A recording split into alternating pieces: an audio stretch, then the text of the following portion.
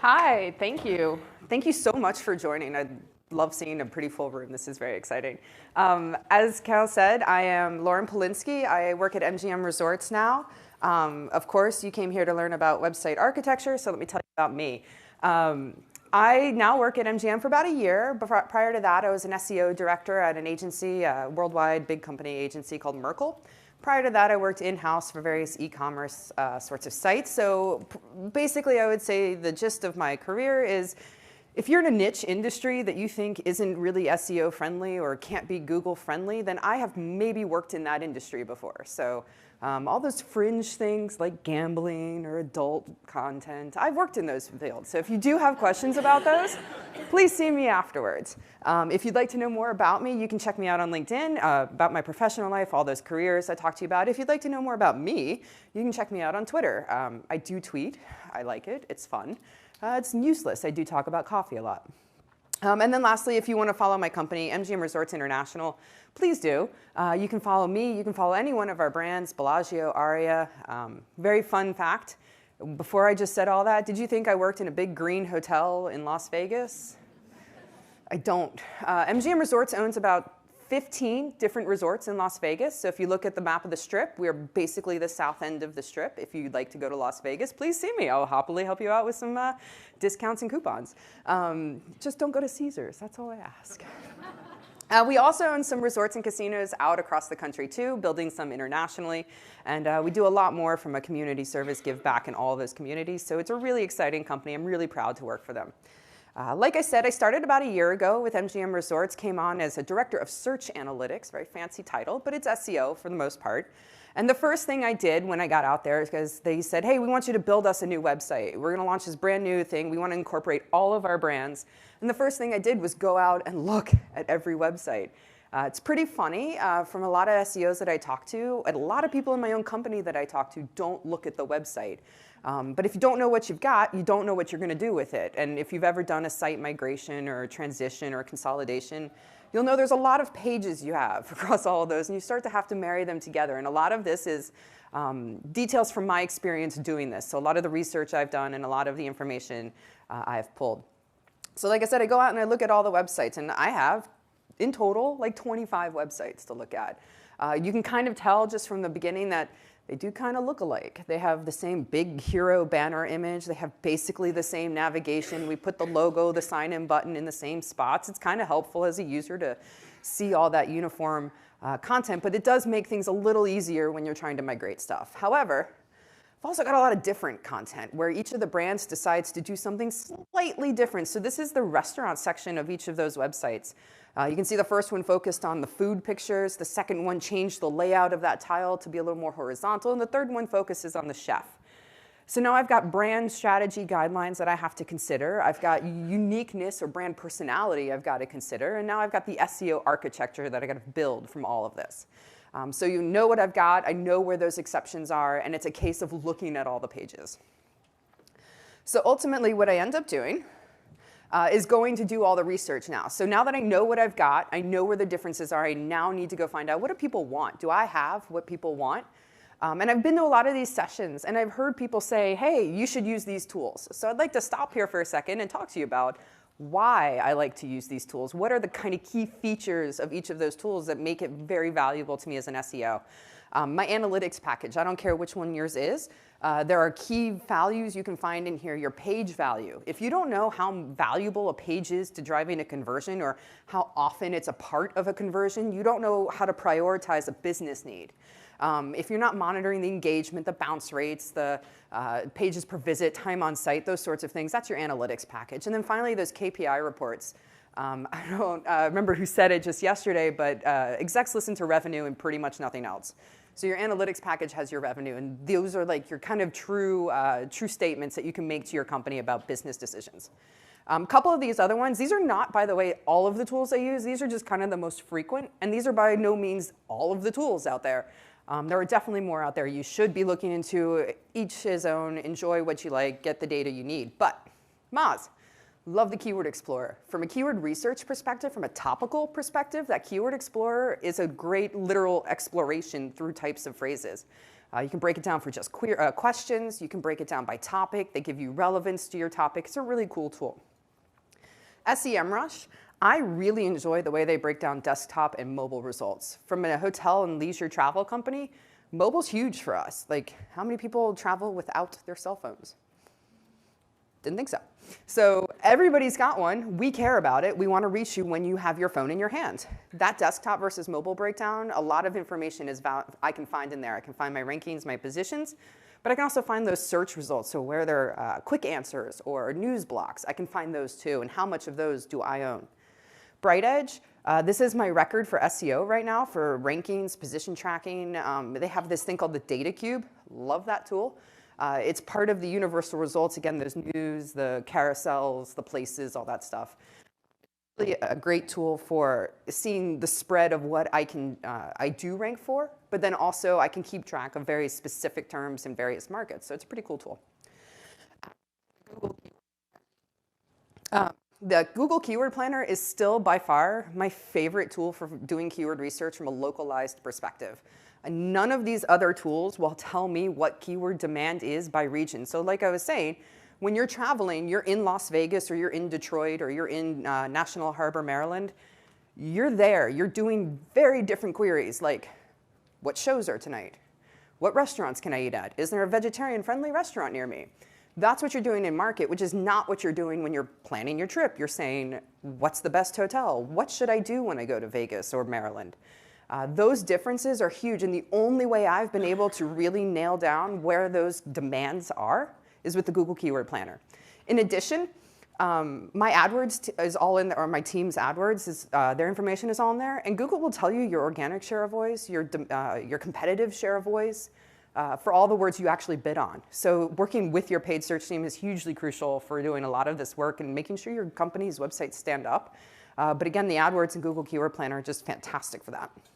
And then lastly, Google Search Console. If you're not, you need to be downloading your Google Search Console as frequently as you possibly can.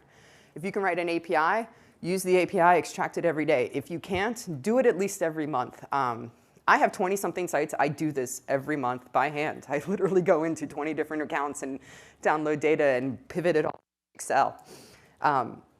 That data is 90 days. If you're not used to the Google Search Console, it is your raw data for your website. From a search analytics perspective, they have a tool.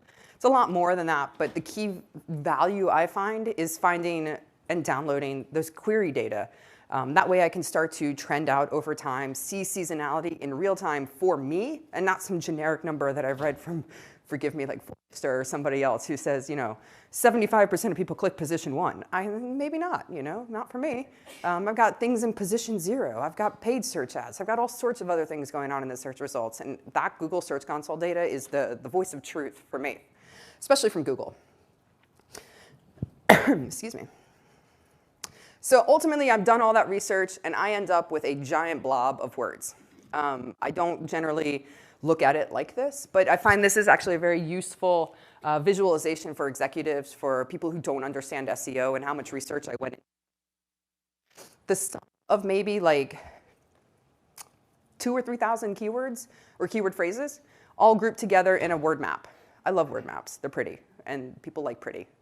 Once I have this giant list of words, this is the fun and tough part. You map it out. I know you can't read that. I don't expect you to read that. But those are all those like 5,000 words mapped out into concepts based on the topics that I have. So again, remember, I've already looked at my website. I know what content I have. And then I can break it out into these subcategories. I'll zoom in. That's pretty much what it looks like.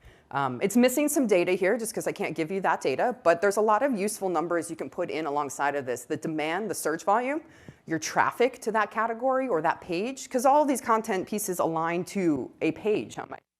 That's the purpose of this map. If I'm going to write about the casino, I need to make sure I talk about the poker room in the casino because people want to know about that. I need to talk about the sports book, the slot machines, our VIP services. If you are a big gambler or you are someone who visits any of our casinos frequently, I highly recommend you go find out about VIP services. It's actually really cool and something a lot of people don't know about. But as you gamble and earn, there are people who will help you get free things. Ultimately, That ends up, again, with my long list of words. This is the part I don't generally show people. Definitely not my boss, definitely not anybody who cares except the BrightEdge team who helps me upload this stuff into the system. But essentially what I'm doing with this is taking every single word, because I've already looked at it twice. I go and use that Google Keyword Planner to find the exact volume of the region I'm looking at. So these words will change. I won't have the same list for Las Vegas as I will for Los Angeles. They'll be very different phrases. But then ultimately, I align them to a journey path. I decide, what stage of the funnel am I looking at? Is this a buying word? Is this an awareness word? Where am I at in the stage? And then ultimately, I align a page to it. So if you haven't gathered, there's a lot of granular work to do this. It takes a while. It's no way that I have found to automate it, I'm sorry. But ultimately, it does give you a really good structure at the end of the day, and it helps you understand exactly where everything is, so you can start to have, on-the-fly conversations with people. So you can talk to paid media teams, you can talk to content creators, and you can say, oh, you want to write about the Fright Dome? I know we have a page out there about the Adventure Dome, which is the Fright Dome. So let's just add it to that page and build our awareness for Adventure Dome. Adventure Dome. Lastly, though, despite what people think, I do work for a casino, but we don't print money. We actually have a limited budget. So I'm kept to a certain number of words that I can track at all times. And that's what I use, that middle column, that organic above the fold. Another really key feature out of BrightEdge, I think. It tells you where and if there is an organic result above the fold of Google Result Desktop. And I can use that as a tiebreaker. So if there's not an organic result, why should I optimize for it? I'm not going to show up in your visibility. Maybe I'll kick it over to the paid team and tell them to pay for it. So at the end of the day, you now know everything about your site. You can build a hierarchy. And like I said in the beginning, we are transitioning a bunch of stuff right now. I am taking 20-something websites and attempting to consolidate them into one.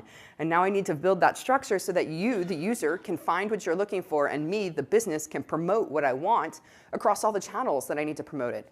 So what I've got here is a very dumbed-down architecture for you. Starting with the homepage, there's probably a number of things you'll want to do when you come to the mgmresorts.com homepage. You'll want to look maybe at all of Las Vegas because you haven't made your mind up. So I've got a lot of information there, again, to remind you my brands. I can talk to you about restaurants. I can talk to you about all my categories, but a very generic, I'd like to think of, way. Or maybe you come to my website because you know you want to stay at the Bellagio right now. Well, what do you want to know about the Bellagio? Let me start breaking that down. If you want to know about rooms and suites because you want to have a fountain view suite that overlooks the Bellagio Lake and out to the Paris and the Strip, great. Let me tell you about that. So I need to get you a quick way. So you start with your navigation. You can figure that out at a top level. You go then through the categories. So I got those resorts, those restaurants, those shows, or I've got either by Las Vegas or by Bellagio or by Aria. And then you start breaking it down into those subcategories or using filters. So at some point, you don't need a URL for every specific query. You can start to use parameters, if that's a familiar term.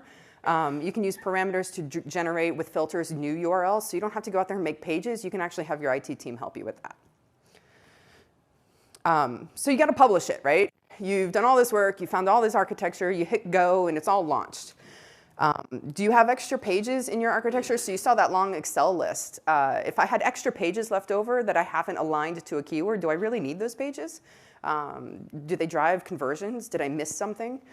Do I need to update existing content? So maybe, like I was talking about, I've got an Adventure Dome page. I now have a Fright Dome page and a Holly Dome page. So if you want to come to Las Vegas with kids, we got a lot of stuff going on. But do I really need 3 pages? Do I need /Adventure Dome, /Fright Dome, /Holly Dome? Can I just combine them into one page? Those are sorts of questions you can answer with your demand research. Maybe you have more keywords than pages. Do you have some technical gaps in there? Like I was talking about page fragments.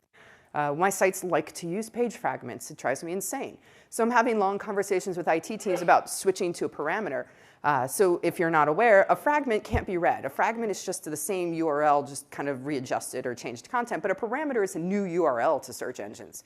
You can rank restaurant equals vegetarian. You can rank those things in Google. You can't rank # restaurant equals vegetarian. It's just very interesting and weird. So sometimes there are technical gaps. Sometimes it's schema. So if you're not familiar with schema.org and the microdata markup, I highly recommend you go learn about it because all over the board, Google is changing that language and updating it. And you can add that content to your website without changing most anything that users see and start showing up for more words because, again, it's this artificial intelligence. It's this awareness Google's making. Somebody was talking about it, RankBrain. It's teaching Google what it is that it's looking at, not just here are a bunch of words, string them together. So you've published it. Great. We've got all this stuff. You've checked all your details. But we are not in the field of dreams. You're not going to publish it. They will not come. It doesn't work like that. But you can work with your SEM teams to find those valuable content pieces and start to push traffic to your site. I meet with my paid search team regularly, every week. And we start to discuss new content that's launched. We discuss campaigns they're trying to optimize. We work together to find them their content gaps and close them with SEO.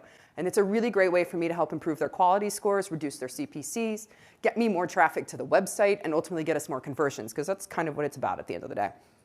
Social media, fantastic team to help me test out content and if it's valuable or if it's engaging. Also great for me to find out from them what content do they have that I don't have. I heard this great quote that, if something works on social, you should bring it to your website as another piece of content. Maybe it is not the same thing. Maybe you post a boomerang to social about one particular thing someone's doing, maybe in front of the fountains. So maybe we bring a larger story about a video to the fountains, because that's what was interesting to the user. So there's a lot of cohesiveness you can do across channels. And if you want this new website or this new architecture to succeed, you have to work with those other teams, because it's the immediate buy-in that you'll get from the execs when they start to see those channels improving, because SEO takes so long. The schema alone does not, just because I launched it last month, I haven't seen anything in the search results, and my boss is kind of cranky. But when I can tell him, oh, but paid search can do this with that, he was like, oh, okay, that's. And I can get more buy-in from him, from his bosses, and from his colleagues. It's really great, definitely, and always fun to work with other teams and learn what they're doing and help them while you help yourself.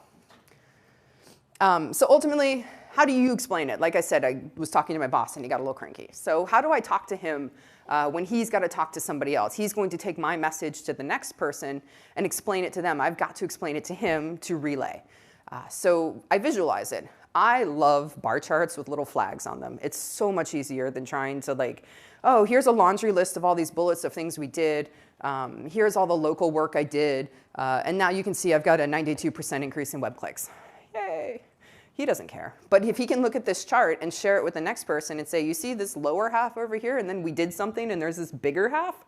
How great is that? We can start to pinpoint this. So this is real data from just one listing that we did, and that is truly what happened. I literally optimized a local listing by claiming it and changing a picture and correcting information, and we boosted like that. We haven't done anything else with it. But we were trying to show the value of local search for us. So the Google My Business sort of blocks, the Yelps, the TripAdvisors, things like that. Map it. I showed this to you earlier.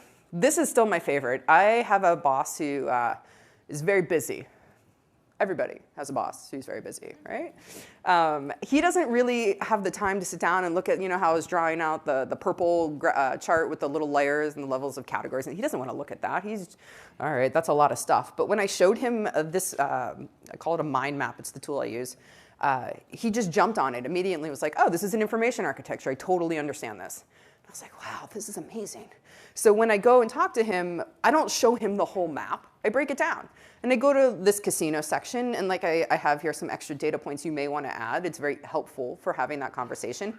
You say the search demand. So if I were to say, this casino research I did says that there's 100,000 searches every month for these casino-related terms. My organic traffic to our casino pages is 5. We have a gap to close. And he can go, let's do it. And I can then move on to the next thing. I don't have to sit there and try to explain to him, here's the category. We're going to do a casino and a poker and a slot and whatever. I can just look at it. And literally, within 5 minutes, less than 5 minutes, he was like, yeah, let's do that. Here are your tactics that you're doing. Sounds great. Let's go. So buy-in, visualizing it for executives who are busy is super helpful. Don't overcomplicate it. Focus it on one specific example. And they will gravitate and look at it and be able to share that with the next person. They can understand it and internalize it. And then ultimately, there is that reporting. You should be doing some sort of monthly reporting. Again, executives don't have time to always look at it, sit down and talk to you. Because if you're a big company or a small company, people are busy. They have things to do. So I like to break down into key metrics. And these are just 2 of them that I use. The first one on the left is the traffic. So how are people coming to my site? To be fair, this is actually from a local search, very interesting local search thing. But 75% of our traffic comes to hotel-related pages. So generally, you are that person who's looking for a hotel room or a hotel suite and probably a deal on a hotel suite. And those are the sorts of terms we have a huge opportunity, or we are already gaining a lot of traffic from that. I usually supplement this one with a conversion-based one. So if I can say we had 75% of the traffic coming in on hotel and only 5% of them convert, maybe there's a gap I can close. But if I show you that there are 10% of people who come in on restaurants and 95% of those people convert, maybe we should be doing something to promote restaurants a little harder. If we can get converted traffic, that's valuable, not only to the business, but again, as SEO needs, as tools and bots become smarter and smarter, they can recognize that you went to the website, you looked at maybe 2 pages, and you hit that like reserve a restaurant seat. They can see that. I know Google says it doesn't use your Google Analytics to make decisions about things, but do you really trust Google like that? I don't. I think they're watching everything. I, in fact, believe that if you have a Google app installed on your phone, Google is watching you, unless you've turned off all your location settings. But if you're not, and you're just kind of like, hey, I've got Google Maps, I'm going somewhere, I left an event, I'm walking into a bar, I stayed at the bar for 2 hours, I believe Google recognizes that, and that influences your local ranking. But these are the sorts of conversations I'd love to have with my boss, and I'd love to align the data to it to say, here's how we can go about making those improvements. The one on the right is kind of that opportunity story. So these are just kind of built-in numbers. I wouldn't say they're very real, but there is a thing called, why should we do it? Why should I go after restaurants, Lauren? Well, because I could get you 80 more bookings every month, and there's a monetary value he can stick to that. He can say, okay, each of those bookings is worth this. You multiply it out by every month, and a year, that's whatever amount of money that is. And he can decide, my boss can decide, it's not enough for us to move the needle, move on to something else, or wow, that's an impressive number to move the needle. Let's capitalize on that. So I can't tell, you can probably read that. But your monthly traffic lift is essentially your monthly searches at your click-through rank. Very exciting. Swear I'm not paid to do this. I was listening to the Botify session this morning. He was talking about crawl log, monitoring your logs and looking at your crawl rates and using all your actual Google Search Console data, which I think is pretty impressive, because that will tell you what your click-through rate is. Without having your information, again, the Google Search Console is a fantastic tool. Without having your data, you have to use somebody else's just generic data. And what works for BrightEdge or Forrester as a number may not work for you. It may be totally different. So if you're using very vague data, your numbers are squishy. But if you have your own data, if you're pulling your Google Search Console data, you can say, here are all my #1 rankings. Here's the click-through rate for those. The average of that is this. Bam. That's how many more clicks I'll get from Google every month.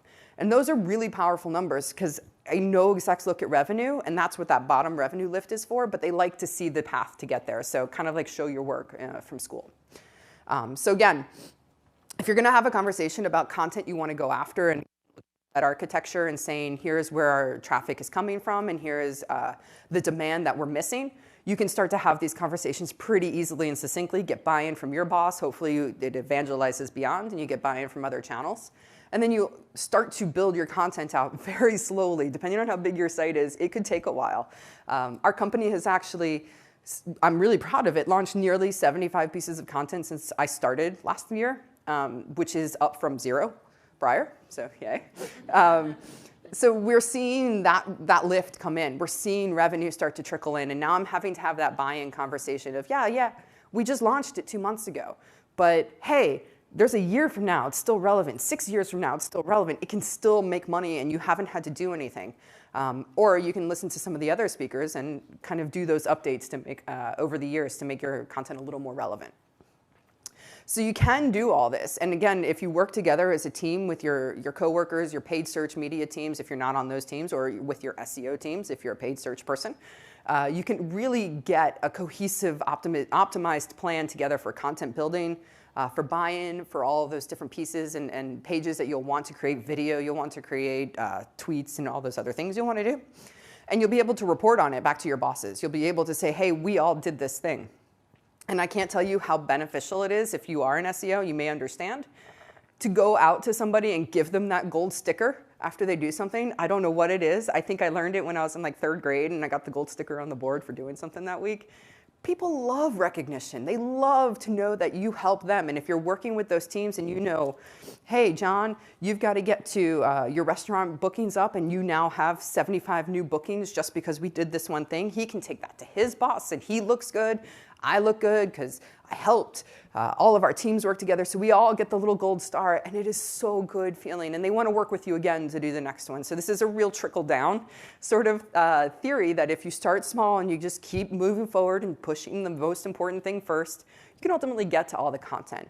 It takes time. Again, I've got 22 websites and times 50 pages each. I don't even want to think about the numbers on that. And I've got to go through all those pages. And now I've got to bring them all together and go through it all over again. So if you are an SEO, this is a never-ending process, but it's your job. And it can be fun. And it's great to be employed. And if you have a bigger site, that kind of is nicer. So thank you so much. I really appreciate you guys being here. And if you have any other questions, I totally will be around. And again, if you're in a niche industry, let me know. I'm happy to talk about that too. Thank you so much, Lauren. And we actually do have about 5 more minutes. So if you guys do have any questions for Lauren, do you mind answering any of them? You guys can just raise your hand and I'll run the mic over to you.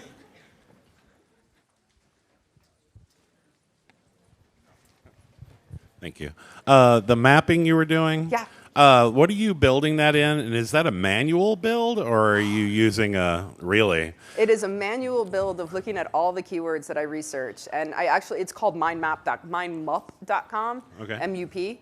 It's mind mapping. That's all it is. There's plenty of tools out there. So as for the subsections, you're determining yourself what to go under each. Oh, wow. Yeah, so it's kind of the manual part, but it is kind of the fun part of putting the puzzle together. I know what content categories I have, so I get to start looking at words and saying, oh, that's about casinos, or that's about hotels, or that's about the fountains of Bellagio.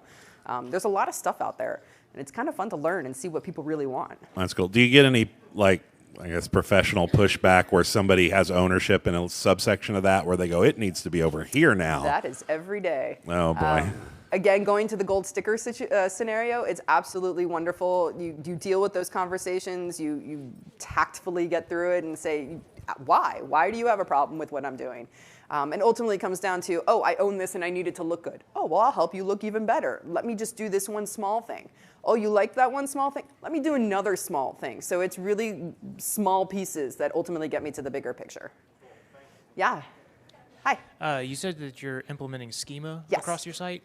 What are your expected results from that? My expected results are to own more share of voice for related terms of what my schema. So we implemented restaurant and event schema, 2 crucial parts of our business. And my expectation is not so much that I will own more of a single query, but I will have more queries that are somewhat relevant to what I'm looking for.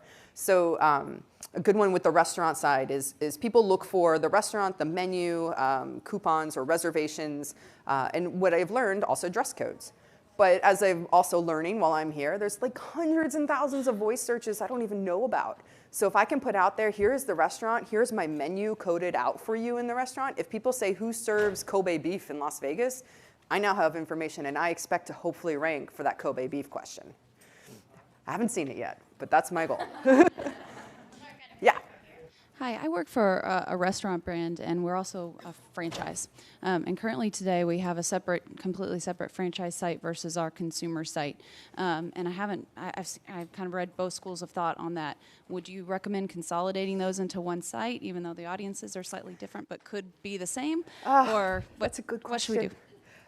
So if you have a whole bunch of sites, should you consolidate or should you keep them separate? I am going to use the age-old answer if it depends.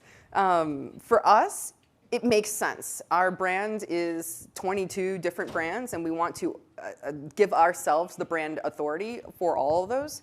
So consolidating, while it may in the short term hurt our SEO, in the long term, we know it's going to be valuable. I know this because I've looked at other brands like us who do that.